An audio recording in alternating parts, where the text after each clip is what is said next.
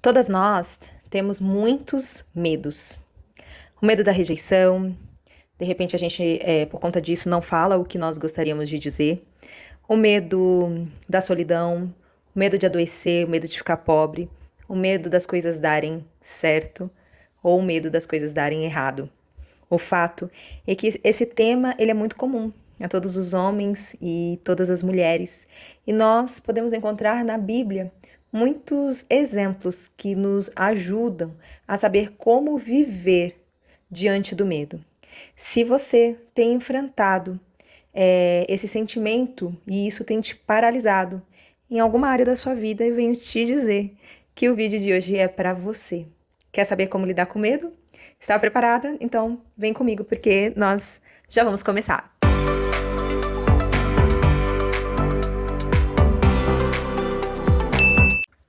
Meu nome é Thalita Alves e hoje eu quero compartilhar com você reflexões bíblicas para uma vida cristã prática vitoriosa. Quero te convidar a se inscrever aqui nesse canal, compartilhe e também comente se essa palavra tem falado ao teu coração. Eu preciso te dizer uma coisa, é a segunda vez, gente, que eu tô gravando esse vídeo. A primeira vez, de uma maneira inexplicável, o áudio saiu cheio de ruído. Então, continue nesse vídeo até o final, porque pela experiência, quando a gente tem tribulação, é um sinal de que nós teremos uma profunda palavra para as nossas vidas. Então, a primeira coisa que a gente precisa refletir é sobre alguns homens e algumas mulheres que tiveram que lidar com o medo. Você lembra de algum?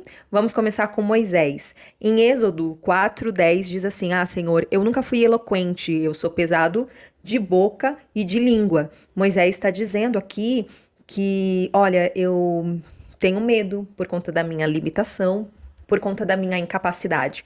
Quantas vezes nós não agimos assim? Ah, Deus, eu moro longe, eu sou tímido, eu não tenho tempo, e ainda assim a gente se esquece de que Deus nos escolhe e que é Ele quem nos capacita.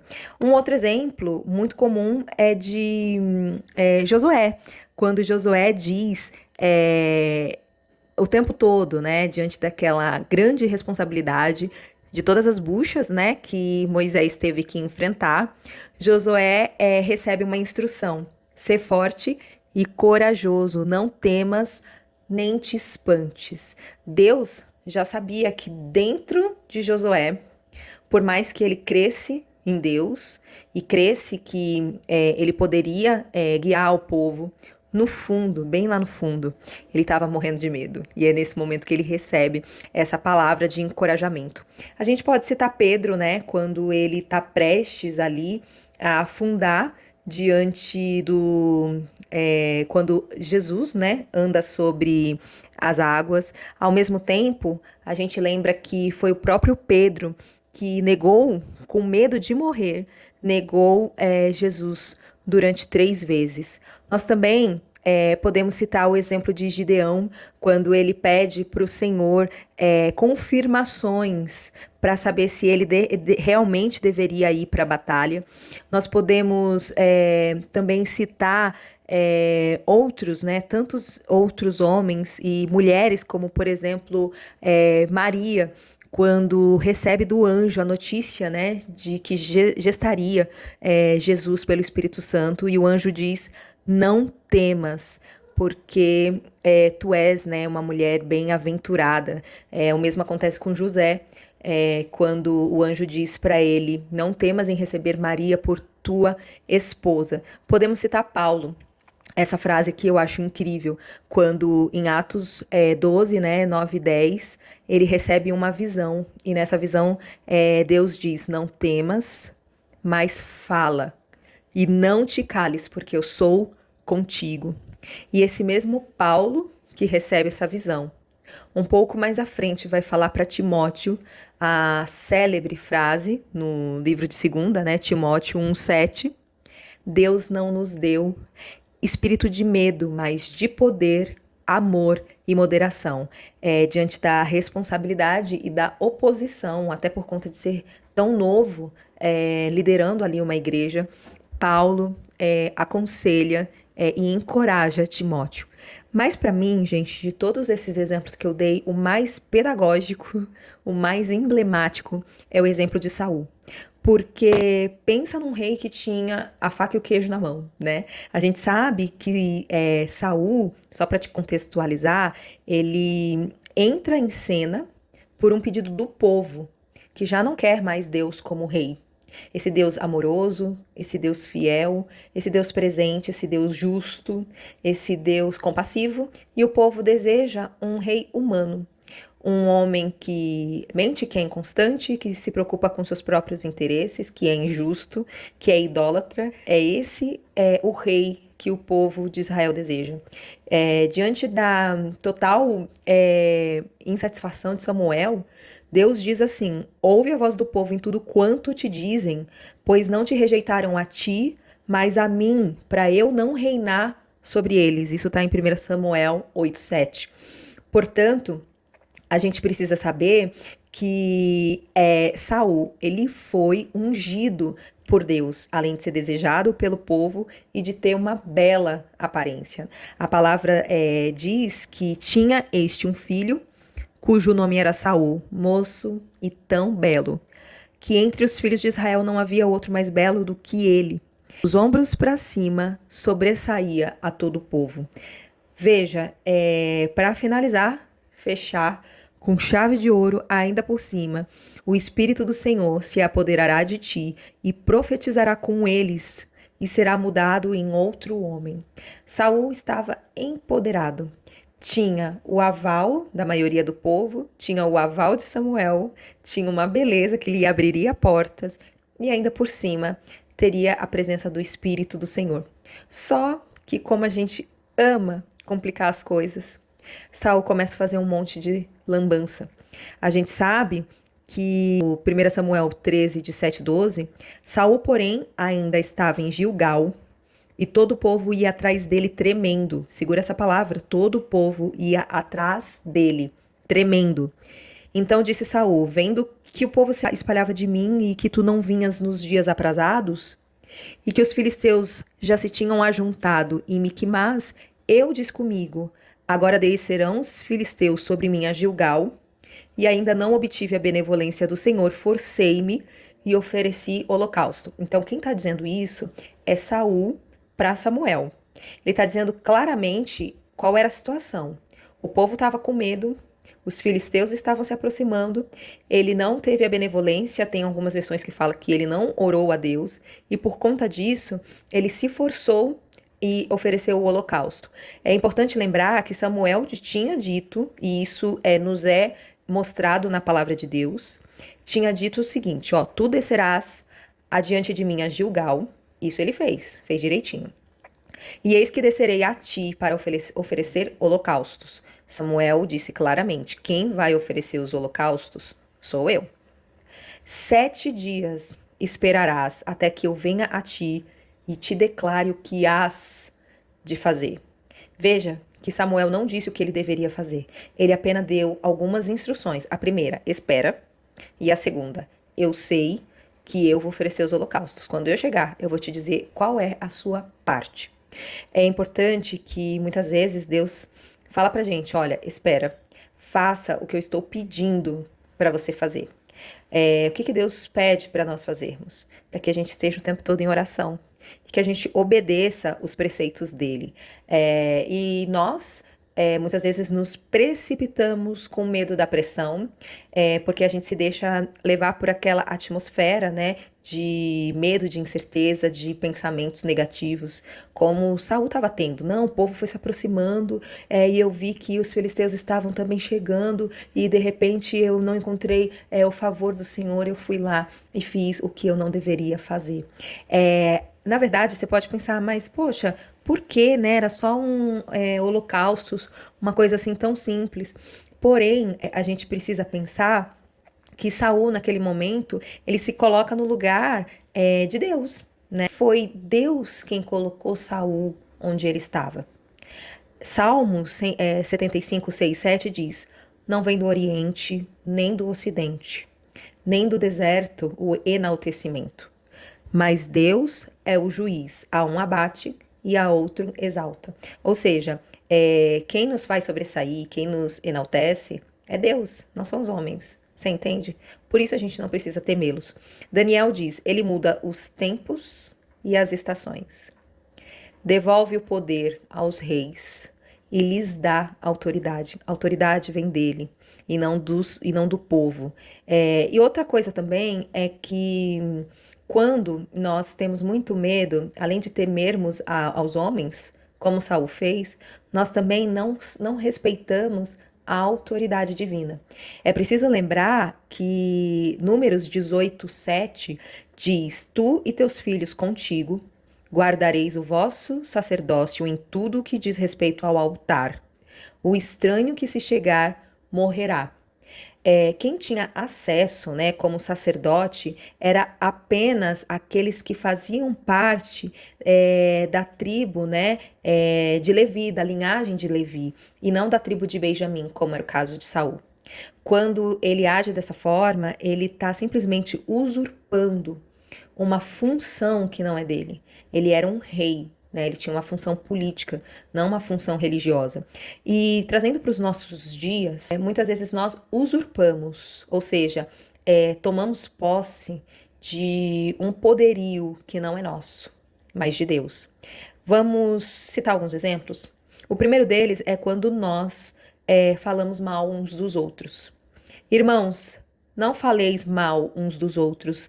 Quem fala mal de um irmão ou julga a seu irmão, fala mal da lei e julga a lei. E se julgas a lei, já não é observador da lei, mas juiz. Um só é legislador e juiz, aquele que pode salvar e fazer perecer. Tu, porém, quem és, que julga a outro? Tiago está dizendo aqui é o seguinte: olha, só tem um legislador e um juiz, que é o que pode fazer te salvar e te fazer perecer. Se o Senhor, ele é legislador e ele é aquele que julga, quando você fala mal de alguém, você está se colocando nesse lugar. Isso deveria, sei lá, a gente deveria colocar no nosso celular, sabe? Tela de descanso de celular. Quando nós colocamos também e usurpamos o lugar de Deus. Quando a gente se esquece do que está escrito lá em Isaías 55, 8, 9. Quando diz: porque os meus pensamentos não são os vossos pensamentos, nem os vossos caminhos, os meus caminhos, diz o Senhor. Porque assim como os céus são mais altos do que a terra, assim são os meus caminhos, mais altos do que os vossos caminhos, e os meus pensamentos, mais altos do que os vossos pensamentos. Quando a gente vai adquirir um bem, não pergunta para Deus se é isso que ele deseja. Quando nós vamos fazer uma viagem, fecharmos as nossas férias, a gente não pergunta qual é a melhor data, qual é o melhor lugar. Quando a gente precisa ter uma conversa e a gente não pede para Deus nos instruir como alertar, ou como iniciar uma conversa, qual o dia, qual é o melhor horário, qual é o melhor lugar. Quando a gente não pergunta para Deus com quem nós devemos casar. Quando a gente não olha para o espelho para saber qual é a roupa que nós precisamos usar para ir para a igreja. Quando a gente usa o nosso dinheiro de maneira irrefletida, sem perguntar se de fato Deus é conosco na compra de algo que sequer a gente precisa. Então, são exemplos básicos, né, do cotidiano, que a gente deixa de pensar que os pensamentos do Senhor, eles não são os vossos pensamentos. Será que a gente ora a Deus e fala: Senhor, quais são os teus pensamentos sobre a minha vida? Quais são os teus planos sobre a minha vida? Quando a gente adora imagens de santos, né? Quando você diz assim: ah, não, é Jesus, mas eu sou devota de. Êxodo diz: não farás para ti imagem de escultura, nem semelhança alguma de que há em cima nos céus, nem embaixo na terra. Quando a gente flerta com o pecado, diz assim: ah, não, é só uma olhadinha. Na verdade, ele está me dando carona porque a gente mora perto e a gente gosta de conversar um com o outro, mas é apenas isso. Quando a Bíblia diz: não adulterarás, por que que nós vamos dar lugar ao pecado e dar legalidade para o inimigo? Quando a gente deseja nos vingar uns dos outros, porque está escrito: a mim pertence a vingança e eu retribuirei, diz o Senhor. Então, você fica chateada porque seu esposo esqueceu a data do seu aniversário, e aí você fica 2 dias sem falar com ele, sendo que vocês poderiam conversar e simplesmente pensar numa estratégia, né? Colocar no calendário, enfim, para que isso não aconteça novamente.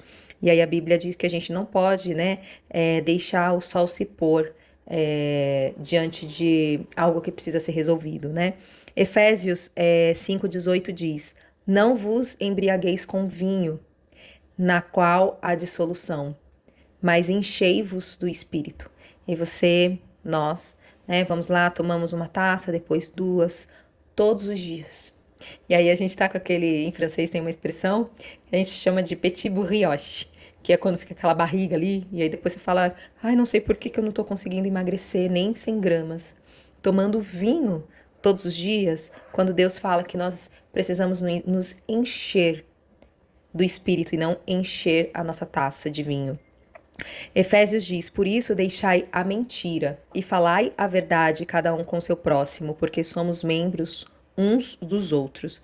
E aí a gente fala para os nossos, para as pessoas assim: ah, não, custou só R$ 100 essa bolsa. E aí, de repente, custou 7 parcelas de 100. E você tem medo de falar a verdade, porque vocês estão juntando dinheiro, porque precisam quitar uma dívida. E a gente tem medo de perder um cliente, e aí a gente deixa de expor uma cláusula importante, embute o valor no preço final e fica ludibriando, né? Enganando as pessoas. Às vezes o medo que a gente tem é de ficar sozinha, nos faz entrar num jugo desigual. A gente tem um exemplo que as pessoas usam pouco para falar de jugo desigual, mas eu acho bem interessante estar em Neemias 13, 23 e 25, quando Neemias fala: Vi também naqueles dias judeus que tinham casado com mulheres asdoditas, amonitas e moabitas. Seus filhos falavam metade asdodita, não sabiam falar judaico, mas segundo a língua de cada povo, e eu contendi com eles, e os amaldiçoei, espanquei alguns deles, e lhes arranquei os cabelos, e os fiz jurar por Deus, dizendo: Não dareis vossas filhas a vossos filhos, não tomareis suas filhas por vossos filhos, nem para vós mesmos. Então, Neemias, ele havia voltado, né, a Jerusalém, então ele ficou um tempo ausente, e aí quando ele retorna, ele viu que o povo começou a casar com mulheres estrangeiras, que não falavam mais a língua original e todos os costumes e a religião importante para aquele povo havia sido dissolvido por conta do jugo desigual. E aí ele lembra de Salomão, que se desviou ali porque amou, né, muitas mulheres que tinham deuses pagãos e estranhos, né? Então, o medo de ficar só nos faz entrar em muitas ciladas. Ou pode acontecer da gente iniciar um relacionamento e ter medo de falar quem a gente é. Tem um filme bem legal, não sei se vocês lembram, uma comédia romântica, bem antiga, que chama Verdade Nua e Crua. Vocês lembram desse filme? Que aí é a história de um apresentador, né, todo machista, que ele diz que se aquela mulher produtora de TV, usar todas as regras que faz os homens se interessarem pelas mulheres, ela vai conquistar o homem dos sonhos. Aí ela se vê, né, colocando aplique no cabelo, usando roupas estonteantes, batom vermelho, super maquiada, falando que os homens querem ouvir, ela entra num relacionamento e que simplesmente ela percebe que ela é uma farsa. E quantas vezes a gente inicia desejando ter alguém, mas a gente mente, né? Não expõe as nossas verdades, né? Simplesmente para não ficar sozinha. Eu tenho um livro. Esse livro aqui é bem legal. Ele não é um livro que são, mas eu achei ele super 10. Como Encontrar Seu Par, da Logan Urry. Diz que uma mulher estava muito feliz de um relacionamento que tinha iniciado e já estavam ali um bom tempo. Só que ela tinha, enfim, passado por frustrações, né? E quando eles estavam ali no sofá assistindo um filme, ele, num dado momento, fala para ela que precisa de mais espaço. E, enfim, ela fica quieta, o filme termina, ela pede uma conversa urgente com a psicóloga dela. Ela diz: Eu preciso tomar uma atitude e terminar com ele logo, porque ele disse que precisava de mais espaço.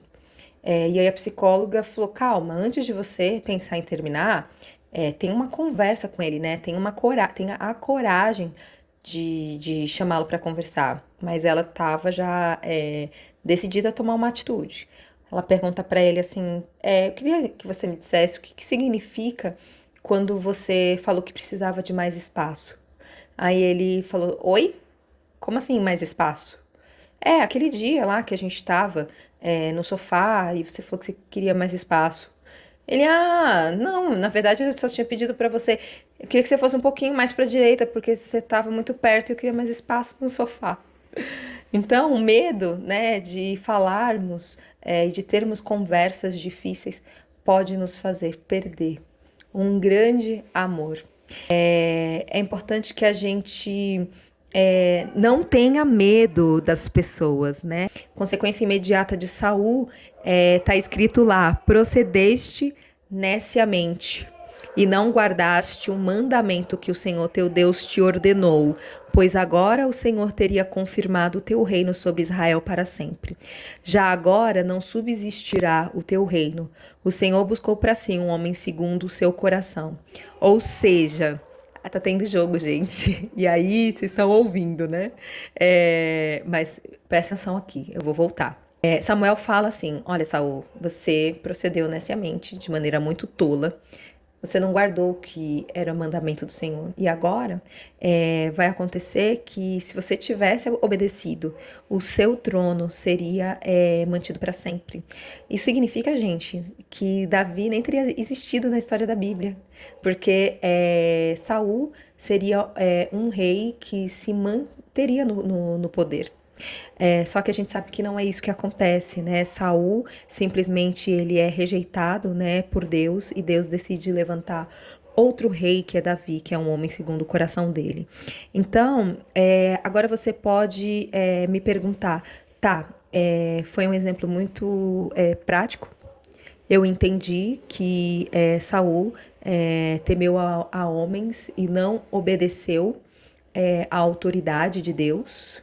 Mas como fazer para, na prática, viver sem medo? O primeiro, que você precisa se esforçar para buscar Deus em todo o tempo, lendo a palavra, orando, nas pequenas situações ou nas grandes decisões. Salmo 34:4 diz: Busquei o Senhor e ele me respondeu. Livrou-me de todos os meus temores. Então, olha que interessante. Ele buscou o Senhor, Davi. E qual foi a consequência? Que Deus livrou ele de todos os temores. Isaías 41:10, bem conhecido, diz: Não temas, porque eu sou contigo. Não te assombres, porque eu sou o teu Deus, eu te fortaleço, eu te ajudo, te sustento com a minha destra fiel. Lembrar que o verdadeiro amor, né? Deus é amor. Ele vai expulsar todo o nosso medo. Do ponto de vista prático, quanto mais perto de Deus nós estivermos, mais convicção, confiança, segurança, e mais expulsaremos o medo, o temor, as inseguranças, né, da nossa vida. 1 João 4,18 diz: No amor não há medo. Antes, o perfeito amor. Qual que é o perfeito amor? Não é o amor de mãe, não é o amor de amigo. O perfeito amor é o amor de Jesus Cristo. Lança fora o medo. Salmo 23:4 diz: Ainda que eu ande pelo vale da sombra da morte, eu não temerei mal algum, porque tu estás comigo, o teu bordão e o teu cajado me consolam. Assim a gente não vai temer o pavor repentino, nem a assolação dos ímpios quando vier, porque o Senhor será a nossa confiança e Ele vai guardar os nossos pés de serem presos. Deus, que é amor, que lança fora o medo, Ele não nos deu o espírito de temor, mas de amor, de poder e de moderação. Assim a gente não vai temer as más notícias e o nosso coração vai estar firme e confiante no Senhor. Mas você pode, nesse exato momento, estar com medo da morte. Não sabe para onde você vai quando você der o último suspiro. Eu preciso te dizer que 1 Coríntios 15, 54-57 diz: E quando este corpo corruptível se revestir da incorruptibilidade e o mortal da imortalidade, então se cumprirá a palavra que está escrita: Tragada foi a morte na vitória. Onde está, ó morte, a tua vitória? Onde está, ó morte, o teu aguilhão? Mas graças a Deus, que nos dá a vitória por intermédio de nosso Senhor Jesus Cristo. Então, Deus, graças a Deus, né, que nós já temos a vitória por meio de Jesus Cristo. Quando ele morreu na cruz, sem pecado nenhum, demonstrando todo o amor por nós que somos pecadores, ele ressuscita. E a ressurreição nada mais é do que uma vitória sobre a morte. E ele nos prometeu que nós viveríamos eternamente a partir do momento em que nós nos ajoelhássemos, confessássemos que somos falhos, que somos pecadores e que desejaríamos o céu e essa vida eterna, que nós desejaríamos vencer essa morte, essa primeira morte, né? A Bíblia diz em Hebreus 2, 14 e 15, visto, pois, que os filhos têm participação comum de carne e sangue, também ele igualmente participou dessas coisas para que pela morte destruísse aquele que tem o poder da morte, isto é, o diabo, e livrasse todos os que, pelo pavor da morte, estavam sujeitos à escravidão por toda a vida. Nós estávamos sujeitas à escravidão da morte por toda a nossa vida. Mas quando Jesus vem aqui na Terra, por isso que está escrito, como Jesus também participou da carne e do sangue, ou seja, assumindo a forma humana, ele tem um fim diferente do nosso, que é a ressurreição. Por mais que você goste de alguém ou que você admire alguém, todas essas pessoas morreram, menos Jesus Cristo, o perfeito, né? O homem 100% homem, 100% Deus perfeito.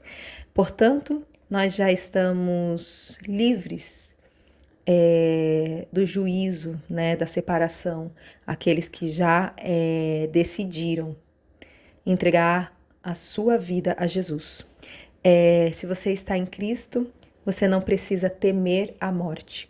Ele é o teu ajudador, teu consolo, e ele lança fora o medo que há dentro de você. Para finalizar, João 11, 25, 26 diz: eu sou a ressurreição e a vida. Quem crê em mim, ainda que morra, viverá.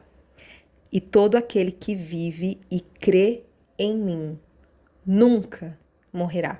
Então nós não morreremos eternamente. Se você está com dúvida de como tomar essa decisão, você pode se ajoelhar nesse momento e dizer: Senhor, eu sou pecador e eu quero te suplicar para que o Senhor lance de mim o medo da morte e me receba como tua filha.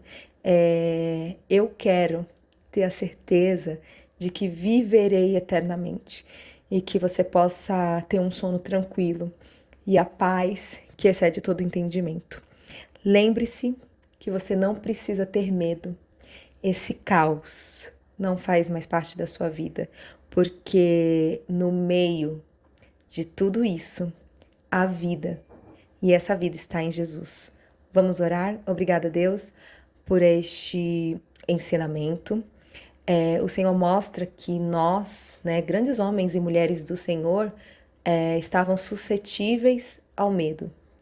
Mas o Senhor mostrou alguns passos que nós devemos dar. O primeiro deles é obedecer à tua palavra, meditar na tua palavra de dia e de noite.